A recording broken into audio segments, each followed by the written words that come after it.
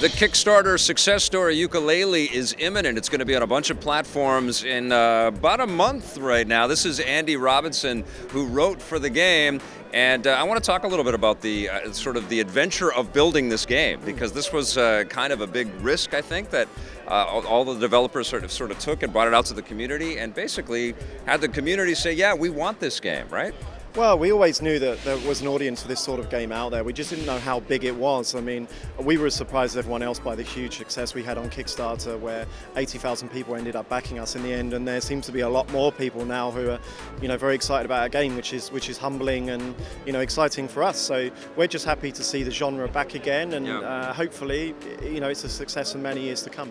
It's crazy, right? It's like the movie Western is sort of slowly making a comeback as well. It's like the appetite doesn't go away, but the bean counters just decide that we need several thousand versions of the same type of game. But we all love these platforming games. We grew up on them. Anybody that's been playing games for a while remembers the rare sort of heyday with great fondness. And I guess you guys as a development team did too. You saw that opportunity. Absolutely. I mean, I think it's kind of a chicken and egg scenario where, naturally, 10, 15 years ago, where consoles and PCs were getting more powerful, naturally you might want to make more realistic style looking of games to kind of to show off that power. Yeah. So that's probably one of the reasons why the genre kind of fell out of vogue. But today, the game market, the game players audience has never been bigger. It's never been more diverse. Yeah. Anyone can make any type of game, any size of game, and find a fan base, find an audience for it. We were confident we could do that, and it turned out it was a lot bigger than we expected. So, I mean, you can see this year already there's some really exciting platformers coming out. There's Crash Bandicoot's coming back, Mario's coming back in open world style, and you're good, And Zelda jumps now, or Link jumps now in the new Zelda game. I don't know if that counts. It doesn't count. No, but it was the, Ratchet and Clank last year, I think, was also a great sort of bellwether, is that the right word? That sort of showed that there was an appetite for this kind of stuff again. It was such a fantastic game. Great to see. Does that sort of spur you on? Does that, obviously you already had the Rocketboost support out there, but when you see a game like that succeed, is that like, yeah, of course? Absolutely. But we were always very confident that we'd, there was a fan base for this, because we speak to those guys. We never went away. I mean, Grant Kirkhope on our team has always had, a big dialogue with the fans. They've always been crying out for another game like this. So we're always confident that we were going to do it. And the really interesting thing about our game is that it's a very open world style of game. Yeah. It's that's what's coming back. Yeah. It's when players play our game, they can really explore and discover secrets at their own pace and make a lot of choices about how they play through the game. Yeah. It's not just A to B, to get to the end flag. It's a big, adventure to go into these 3D worlds and explore and kind of find lots of fun stuff. Which is what Rare did when, you guys started with the Banjo-Kazooie game and kind of taking the baton from Super Mario 64 and just opening up that world in such grand ways, or that team did. I'm curious, though. I mean, the Kickstarter success kind of showed that there was a fan base for this. Were you suddenly reapproached by Microsoft or Rare or any other publishers to say, well, why don't you just make it exclusive over here? The people want it. Why don't we just make it for our platform? The phone rang, but of course we're working with Microsoft. We're working with all the platform holders to bring the game to their various platforms, and we've had great support from Microsoft, but we've had great support from Nintendo and Sony as well. Yeah. So I guess it works in everybody's favor at this point. We want as many people as possible to be able to play our game. And I mean, you guys have obviously, or a lot of the team members, I keep thinking of you as all X-Rare, but of course not everybody. There's a few of us who aren't. But, is it freeing to be working with everybody as opposed to being a platform exclusive content creator? Absolutely. We want as many people as possible to be able to play our game, and if you think about the audience who perhaps used to play those types of games, back in the 90s, they're on all sorts of platforms now. They're not just in one place. So it's great to be able to see, people excited for the game no matter what platform they're on. Yeah. And if we can do that, and it doesn't affect, putting the fun in, then great, brilliant. Okay, well, for those that don't know much about this game, I'd be surprised if people that watch this video don't know much about Yooka-Laylee. Break it down for us. What is the game encapsulate? What are we going to be doing in this one? Right, so it's an open world 3D platformer. So you've kind of got this buddy duo of critters, Yooka the chameleon and Laylee the bat, and they're kind of like in a partnership in terms of their moves. They've got kind of fun kind of tongue moves that can kind of grab stuff, and Laylee's got this kind of suite of sonar moves, and they're just really on a big open adventure exploring these worlds to collect these magical pages. And the great thing about the game that I think a lot of new players might find refreshing is just how open it is. There's no big mini map, telling you where to go. There's no imposing waypoint arrow.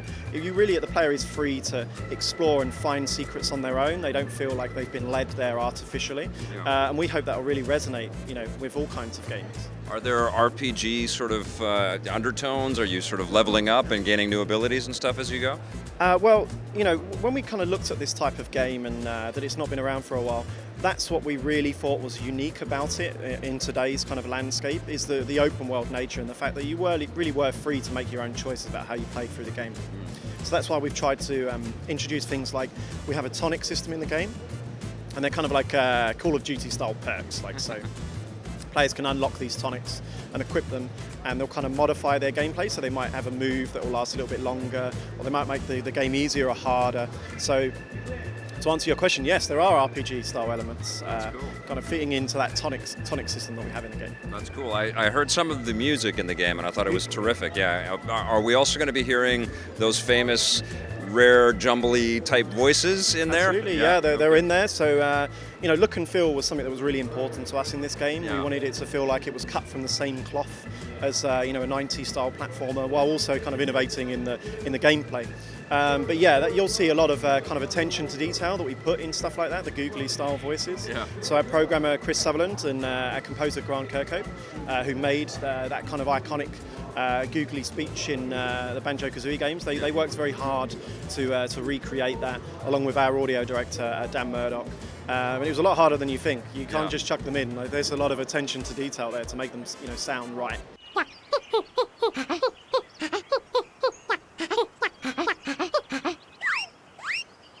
Have you thought at all about building a Nintendo 64 cartridge version of this thing?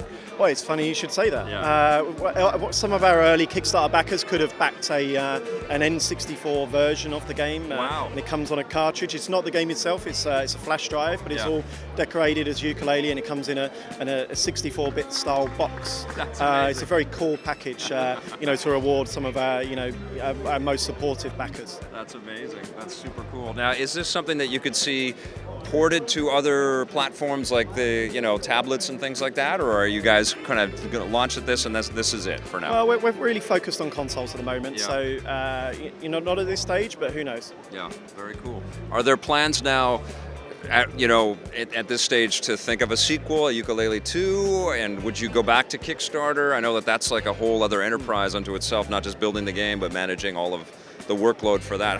How do you feel now that you've wrapped this up and you're kind of looking forward? Well, we always said with this game that we were building a universe of characters.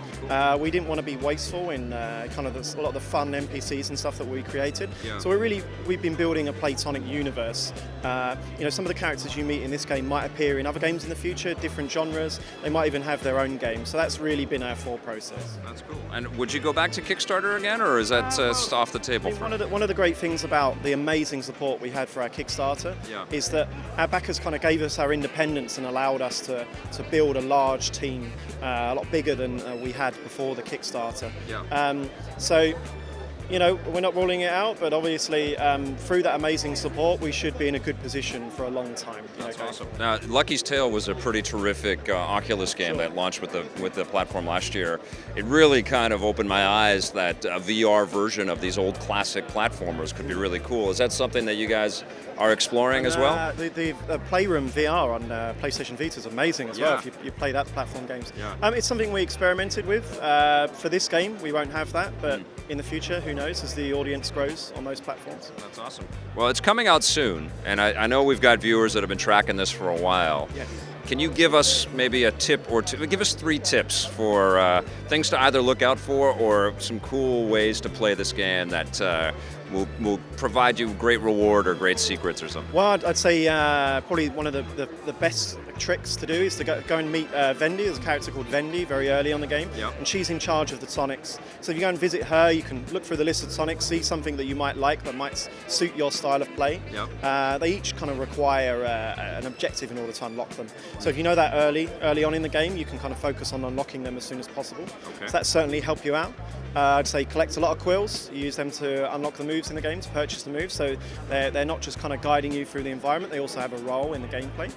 And I'd also say collect lots of stuff. All the stuff in the game's good to collect. And explore where you don't think you're supposed to explore. Have fun. Yeah, very cool. Is there a code system in this? Can anybody enter in a secret code or anything like that? Not that I know of the top of my head. There's a lot of secrets in there, but of course we won't be revealing them. Yeah, of course. Yeah, this would be the wrong time. Thank you so much, Andy. Thank you very much. Looking forward to playing this one very much. Hey, thanks for checking out that video on our EPN channel. It's just one small part of the things that we make around here. So if you liked it, don't forget to check out some of our other vids and hit that subscribe button.